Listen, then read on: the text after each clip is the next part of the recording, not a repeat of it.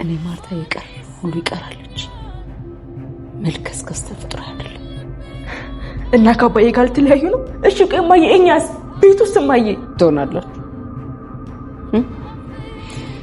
ለልጅ እየተባለ እንደዚህ አይነት ህይወት የለም። በቃ ሁላችሁም ቢሆን አድጋችኋል።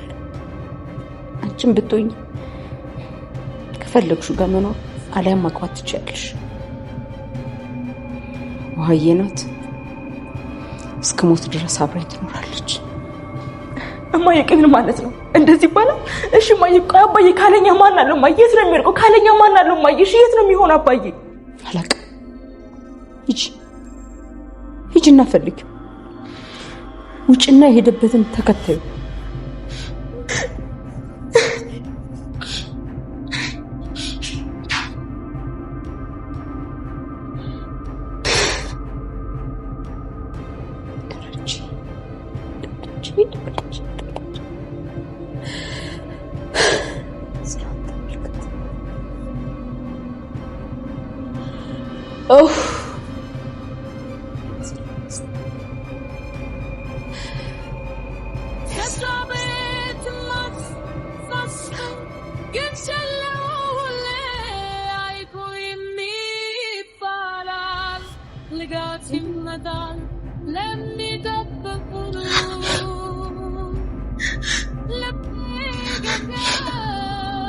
ኤቢ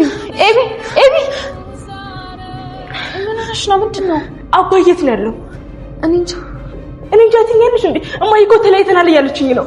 ስልክማ አያነሳም እኮ። እና ዝም ብላችሁ ቁጭ ትላላችሁ? እሺ እኔ ምን ላድርግ ኤቢ? በጣም ግራ ገባኝ እኮ። እሺ ዳጣ፣ አሁን አባዬ ጠጥቶ መንገድ ላይ የሆነ ነገር ቢሆንስ? እማዬ እንደሚሄዳት በደንብ ነው የምናውቀው። አባዬ ተከበረ ትዳር ያለው ሰው ነው ዳጣ። አውቃለሁ ኤቢ። ሲጀመር ቅድም አንዳችን መከተል ነበረብን ወጥቶ ሲሄድ። አባዬ አንድ ነገር ቢሆን ጸጸቱ ለሁላችንም ነው። እሺ እኔ ምን ላድርግ ኤቢ? በቃ ሲጨንቀኝ ሰላም ጋር ሂጄ ነበር። ሰላም ደግሞ አለቃት። እናትና አባቴ እንደዚህ እንደሆነ ያደረገችው ሳናት አለቃት። አንቺ ስም ነው የምትይው ዳጣ? ብቻ አባዬ ሄደን ነው ነገ አብረን ሄደን እናንቃታለን። አለቃት። ሰላም? አዎ ሰላም። ክስ መሰረትባታለሁ፣ እከሳታለሁ። አባዬን አስቀድራ ደፍሯለች፣ ትዳሩም እንዲፈርስ አድርጋለች። አለቃትም። እሺ ቆይ ዳጣ አትፍርሺ። ምንም ያስፈራ ነገር የለም። ኧረ እኔ አልፈራሁም። ምን ያደግኩበት አይደል እንዴ? እንዴ አንቺ ግን አባዬን ይቅርታ አላደርግለትም ስትይ ነበር እንዴ? ምን ነው እንደዚህ ሆንሽ? ሁለት ወልዶ እማዬ ደግሞ የተሳሳለ አይደል እንዴት እንደጎዳት። አዎ ኤቢዬ፣ ግን በቃ አሁን አባዬን ቢሮ እናገኘዋለን፣ እዛ ነው የሚሆነው። አዎ ይቅርታ አላደርግለትም፣ ግን ደግሞ በቃ ክፉ ነገር እንዲያጋጥመው ደግሞ አልፈልግም። በቃ ችግር የለውም ኤቢዬ፣ አባዬን ቢሮ እናገኘዋለን። ቢሮ ነው የሚሆነው። ምን ይሰራል በዚህ ሰዓት? ብቻ አላውቅም፣ ወይ ሳክሮ የሆነ ነገር ሆኖ ወይ ደግሞ በቃ አላውቅም፣ ብቻ የሆነ አደጋ ደርሶበት እንደሆነ በጣም እየፈራው ነው። እንዴ ኤቢ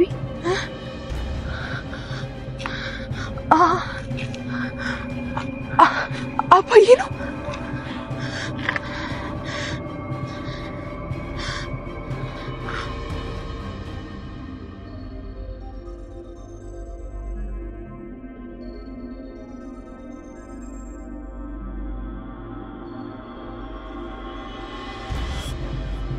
ማርታ እያንዳንዳቸውን ደረጃን የሚደግፉ ሰዎችን ከዛ ቤት አንድ ባንድ እያስወጣቻቸው ነው። አብዛኞቻችሁ ግራ ገብቷቸዋል። ለእናንተ ተመልካቾቻችን አንድ ጥያቄ አለኝ። በክፍል 60 ላይ ማርታ እያደረገች ያለችው ምንም ነገር ይሁን ማንኛውንም ሰው ከዛ ቤት ብታስወጣ አይ እኛ ከማርታ ጎን ነን የምትሉ አንዳንድ ቁጥርን ተጫኑ። ነገር ግን ማርታ ልክ አይደለችም። እስካሁን ድረስ ሲንከባከቧት የነበሩትና እንደዛ ፍቅር ሲያሳዩት የነበሩት እና አቢጋል እነ ዳጣ እነ ናታንን ከነሱ ጎን ነው የምንቆመው። እነሱን ከዛ ቤት ማባረር የለባትም። ስለዚህ ነገሮች የሚስተካከሉት እሷ ይቅርታ ብቻ ስታደርግ ነው የምትሉ ሰዎች ደግሞ ሁለት ቁጥርን እየተጫናችሁ የእናንተን ሐሳብ አሳዩን። በክፍል 59 እና 60 ላይ የሚፈጠሩትን ነገሮች እዚሁ ቪዲዮ ላይ አብረን የምናይ ይሆናል። የመጀመሪያው ነገር ማርታ አሁንም ያልሰማችሁ ሌላ ጉድ እንዳለ አትርሱ። የዳጣን ጉዳይ ገና በሳኑ ልጅ እንደዛ የሆነችው እሷ ያሰበችው ማርታ ከልጅነቱ ጀምሮ ወይንም ደግሞ ከዛኔ ጀምሮ 20 ዓመት ሙሉ እዚሁ ቤት ውስጥ በነበረች ሰራተኛ ሲማገጥብኝ ነበረ። ስለዚህ ይወዳታል፣ ያፈቅራታል፣ አንድ ላይ ነበሩ። ለዛ ነው ይህ ልጅ የተፈጠረው ብላ እብድ ስትሆን ነበረ። እናንተ ራሳችሁን በማርታ ቦታ አድርጋችሁ እዩት። እንደዚህ የምትወዱትና የምታከብሩት ቤተሰብ እያላችሁ ባለቤታችሁ ከሌላ ቦታ ላይ ልጅ እንደወለደና ልጅ እንዳለው ብታውቁ ምን ታስባላችሁ? ማርታ በጣም ንዴቷን ሲያበስባት የነበረው ራሷ ችግሩን በራሷ ስለደረሰችበት ነው። ያ ማለት ማርታ ችግሩን ራሷ ስለደረሰችበት ያው ደረጀ እድሜ ልክ ይደብቀኝ ነበረ ባላውቅበት ኖሮ፣ ስለዚህ እድሜ ልክ እኔ ላይ ሊከዳኝ ነበረ ብላ ነው የምታስበው። ይሄ ሁሉ በሚፈጠርበት ጊዜ ግን የሰላምን ጉዳይ አንርሳ። አብዛኞቻችሁ የሷ ጥፋት ነው ይሄን ሁሉ ቤተሰብ ሊበትን የፈለገው እያላችሁ ጣታችሁን እየቀሰራችሁ የነበረው ሰላም ላይ ነበረ። ሰላም ግን አሁንም ቢሆን እኔ ልክ ነኝ፣ ልጄን በልጅነት ያጥቻለሁ፣ ስለዚህ ለሱ መካሻም ቢሆን አንድ ሌላ ልጅ አስመጥቼዋለሁ ብላ ነው የምታስበው። እንደውም ሰላም እኮ ያለችውን ልጆች ይዛ ቁጭ አላለችም፣ ንብረታቸውንም መካፈል አለባቸው እያለች ነው። ዳጣ ደግሞ ገና ለገና እናቴን አገኘው ብላ ፍቅሯን ሳትጨርስ የገዛ እናቷን አሁን ላይ እያኮረፈቻትና እየጠላቻት መጣለች። ይሄ ሁሉ ነገር ከተፈጠረ በኋላ እዛ ቤት ውስጥ ዳጣ ሩጣ ሄደችው ሰላም ጋር ነበረ። ሰላም ጋር ሲሄዱ ከናታን ጋር አንድ ላይ ስለነበረ የሄዱት ናታን እንኳን ሰላም እንዳላላት እንኳን ራሷ እየተናገረች እንዴት የገዛ ልጄን እየወደደ እናቷን ይጠላል? እሱ እኔን ሰላም አላለኝም ማለት ለኔ ምንም የሚቀንስብኝ የለም፣ እንደውም ነገሩን አሳየዋለሁ ብላ ነበረ ሰላም የተናደደችው። ዳጣም ግን ያው እንደምትፈልጊው ሆኖልሻል፣ ተጣሉልሽ እኮ ማርታና ደረጀ ተለያዩ ብላ ስትነግራት ሰላም ግን ያንን ነገር አላመነችም። የምር በቃ ተለያዩ ነበር ያለችው። ሰላም ግን ይሄ ሁሉ ነገር ከተፈጠረ በኋላ ወደ ማታ አካባቢ ላይ ለደረጀ ትደውልለታለች። እንደውም ደረጀን የሚያድርበት ከሌለው እሱ ቤት መታ እንድታድር እንደምትፈቅድለት ለደረጀ እየነገረችው ነው። ይሄ ነገር ደግሞ አስቡት በጣም ነገሩን ያባብሰዋል። እንደተባለውም ከሆነ ደረጀ የሚያድርበት አጥቶ ሰላም ጋር ሄዶ ካደረ በኋላ አቢጊያልና ዳጣ እሱን እየፈለጉ ስለነበረ የት እንደሆነ ሲያገኙት ደግሞ አስቡት ደረጀ ለካ ሆን ብሎ ነው የፈለገው ከሰላም ጋር ለመኖር ብለው እሱ ላይም ሊፈርዱበት ይችላሉ። ደረጀ እያንዳንዱ ነገሩን ሊያባብሱ የሚችሉትን ነገሮች እንዳለ ከራሱ ማራቅ አለበት። ለምሳሌ ያኔ ሰላም ማታ ላይ ናኔ ቤት ደር የምታድርበት ከሌለ ያለችው ሰዓት ላይ እሷን እሺ ማለት የለበትም። አሊያም ደግሞ እሷ ቤት ሄዶ ማደር እንኳን የለበትም። አንድ ቀን ማደረ ማለት አጋጣሚዎች እንዳለ ወደሱ ተጠቁመውበት አቢጊያልም ቢሆን ዳጣ ድንገት እዛ ቤት እንዳደረ ካወቁበት ነገሩ ይባባሳል። ማርታንና ደረጀን ሊያስታርቋቸው የሚችሉት ብቸኛ ያሉት ሰዎች ዳጣና አቢጊያል ናቸው። አቢጊያል መሄድ የፈለገችው በህግ መልኩ ነው። ያው እንግዲህ ህግ ስለተማረች ያው ሰላምን በህግ መልኩ እከሳታለሁ ብላ ነው የምታስበው። ነገሩን ግን የባሰ ያባብሰዋል። ሰላምን ከሰሰቻት ማለት ማርታ ራሱ በጣም ነው የምትናደደው። ማርታ ከዚህ በኋላ ነገሩን ለመሸፋፈን የሚሞክሩትን ሰዎች ሙሉ ለሙሉ ትጠላቸዋለች። አቢጊያልም ሆን ብላ እናቷን በዚህ ሰዓት ላይ አብራቶና ማጽናናት ሲገባት እንዴት ደረጀን እንደዚህ ይጎዱታል ብላ ሰላምን ለመክሰስ ነው ሄደችው። አቢጊያል ሙሉ ለሙሉ የድሮ ባህሪዋ ይሻል ነበረ። ያኔ የድሮ ባህሪዋ እውነት ላለው ሰው እየቆመችና ምንም እንኳን ግልጽነት በደንብ ቢኖራትም አሁን ላይ ግን ነገሮችን ለመደባበቅና ከዳጣ ጋር ሆነው አንድ ላይ ምንም የማናቸውንም መጥፎ ሰዎች ባህሪ ለመደበቅ ትሞክራለች። እኔ በግሌ የማስበው አቢጊያል ነገሮችን መደባበቅ ሳይሆን በገዛ እናቷ ላይ እየተደረገባት ያለውን ግፍ እያየች ተንኮሎችንና የተደረጉትን ሚስጥሮች መደበቅ በሷ በኩል ምኑም አልታየኝም። ማርታም ቢሆን ክፉኛ ታዝንባታለች። ማርታ ከዚህ በኋላ ራሷን ለማቋቋም በጣም ብዙ ጊዜ ይፈጅባታል። በዚህ ሁኔታ ላይ ደረጀንና ማርታን ሊያስታርቃቸው የሚችሉ ነገሮችን ዳጣም ሆነ አቢጊያል መፈለግ ይኖርባቸዋል እንጂ ገና ለገና አቢጊያል ቤተሰቦችን አለያየች ብሎ እሷም ለመክሰስ ያሰበችው ነገር በጭራሽ አይሳካላትም። አቢጊያል ያሰበችው እሷን ሄጄ ስከሳት አባቴን ደፍረዋለች ወይንም ደግሞ መጠጥ አጠጥታ ሰክራን የደፈረቻት ብላ ለመናገር ነው። በዚህ ሁኔታ ላይ ህግም ቢሆን ተቀባይነት አለው። ወንድ ብቻ ሳይሆን የሚደፍረው ሴቶችም እንደሚደፍሩ የታወቀ ነገር ነው በውጮች። በዚህኛው ታዲያ ክሱ ተሳክቶላት ሰላምን እስር ቤት ብትከታት ዳጣ ክፉኛ ትጎዳለች። የገዛ እናቴ ታሰረች ብላ እሷም ማልቀሷ አይቀርም። አቢጊያልና ዳጣ በዚህ ሁኔታ ላይ ሊጣሉ ይችላሉ። አሊያም ደግሞ ይሄ ሁሉ ነገር በሚደረግበት ጊዜ ሌላኛው እውነታ ይወጣል ማለት ነው።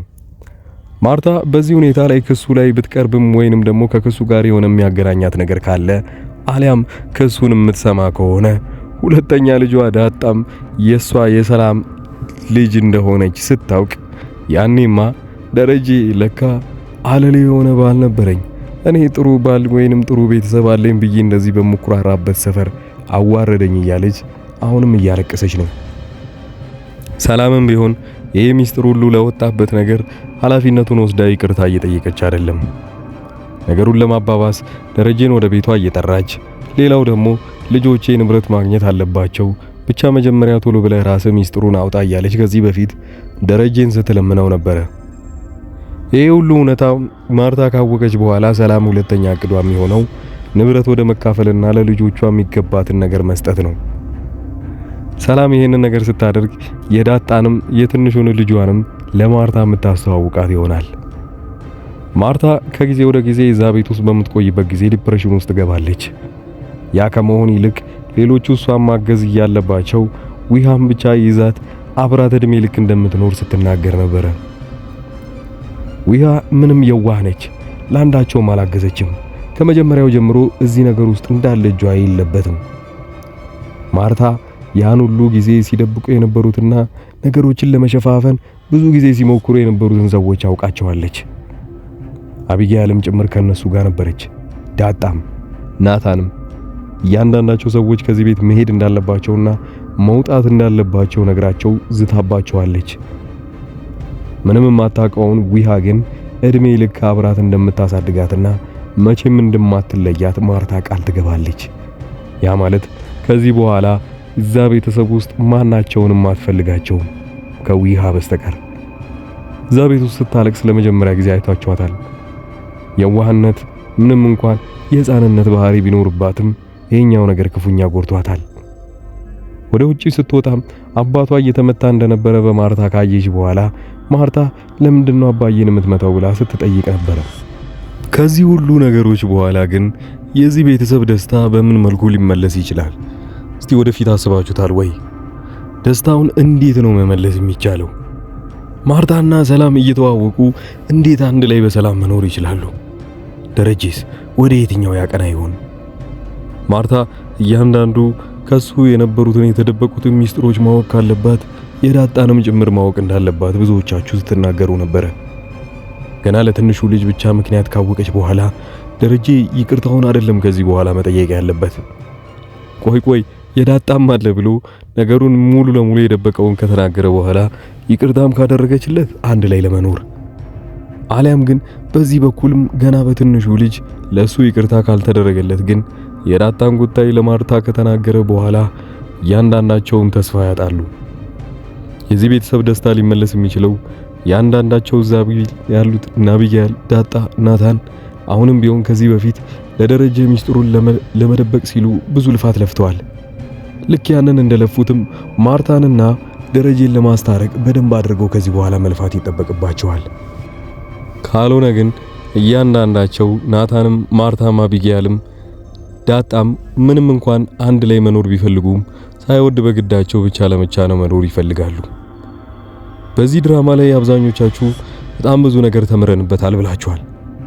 በማርታ ጎንም ብትሆኑ ማርታ ከዚህ በኋላ ምንም ነገር ታድግ ምንም ቢሆን ብቻዋን መኖርም ትፈልግ እያንዳንዳቸውን ሰዎች ባታስጠጋም በራሷ በኩል ልክ ናት። ደረጀን እንዴት ብላ ትቀበለው? ከሌላ እንደወለደና የወለደውም ደግሞ ከማታቃት ሴት ቢሆን ኖሮ ችግር አልነበረውም። የወለደው ግን ከሰራተኛቸው እዛውም ለ20 ዓመታት እዛው ቤት ውስጥ ስትኖር ለነበረችው ሰራተኛ ማርታን ሲያንገበግባት የነበረው እዛ ቤት ውስጥ ተቀምጣ እንደዚሁ ደብቆ ሲወሰልትብኝ ነበር የሚለው ነገር ነው ያንገበገባት። 20 ዓመት የነበረው ሙሉ ለሙሉ ፍቅራቸው ውሸት ነው። ማርታ ያሰበችው ከኔ የተሻለችን አግኝቶ ነው መቼስ እዛው ቤት ውስጥ ሰራተኛን የምትመስል ነገር አብሮኝ ሲዋሸኝ የነበረው ወይንም ደግሞ እኔን ልክ እንደ ሁለተኛ ሚስት ሲያይ ነበረው። በዚህ ሁኔታ ላይ ገና ሌላ የደበቃቸውን ሚስጥሮች ሲናገር ደግሞ ማርታ ምን ልትሆን እንደምትችል አስቡት። አብያል ዳጣና ናታን ምልጥ ከሆኑ አንድ አሪፍ ዘሬ መስራት ይኖርባቸዋል ከዚህ በኋላ። ለምሳሌ የደረጀን ጉዳይ በዚህ ሁኔታ ላይ እሱ ምንም ማድረግ እንደሌለበትና ለብቻው እንዲቀመጥ ለጊዜውም ቢሆን ለማርታ መታየት እንደሌለበት፣ ለማርታ ግን እሱ ቤት ከዚህ ከጎደለ በኋላ ወይንም ደግሞ ደረጀ ከዚህ ቤት ከጠፋ በኋላ ምን እንደጎደለውና ምን መሆን እንዳለበት በዛ ላይ ራሱን እየጎዳ እንደሆነ ለማርታ ቀስ ብሎ ማስረዳት። ማርታ እያንዳንዱን ነገር ተረጋግታ ካሰበችበት በኋላ ላይ ይቅርታ የማድረግ ነገሩ በጣም ለሷ ቀላል ነው። ግን እነ ማርታ ይህን ነገር ማድረግ የምትችለው ቶሎ ብሎ የዳጣነው ጉዳይ እውነቱን ከነገሯት በኋላ ነው። አንዴ መቼስ ይቅርታ አድርጋለች ብለው የዳጣን ጉዳይ ከደበቋት ወደፊትም እሱን ነገር ማወቋ ስለማይቀር ቶሎ ብለው አንድ ላይ ይህን ነገር ማሳወቅ አለባቸው። አቢጋል ግን የሄደችበት ያለው መንገድ የባሰ ነገሩን ሊያባብሰው የሚችል ነገር ነው። ሰላምን መክሰስ። ሰላምን ከሳት የምታሳስራት ራሱ ከሆነ ዳጣ በጣም በትልቁ ታኮርፋለች፣ አሊያም ቅር ይላታል።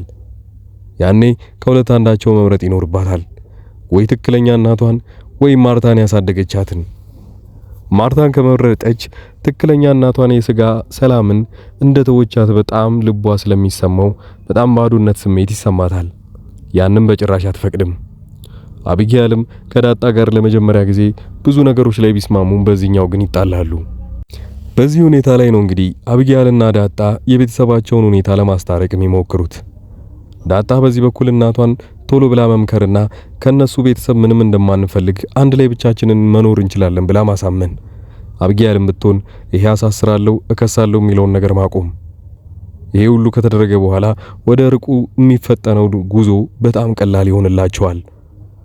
እስካሁን ድረስ አብራችሁኝ ያላችሁ ሰዎች የዳጣ ድራማን ብዙ ሰዎች እየተከታተላችሁት አይደለም፣ ልክ እንደ በፊቱ። እነዛን ለመመለስ ሲል ኮሜንት ላይ በደንብ የምትፈልጉትን ነገር እያጨናነቃችሁ ጻፉልን። ሌላው ሼር ማድረጋችሁን አትርሱ። በሌሎች ቪዲዮዎች እንገናኛለን። እስከዛው ድረስ ግን መልካም ጊዜ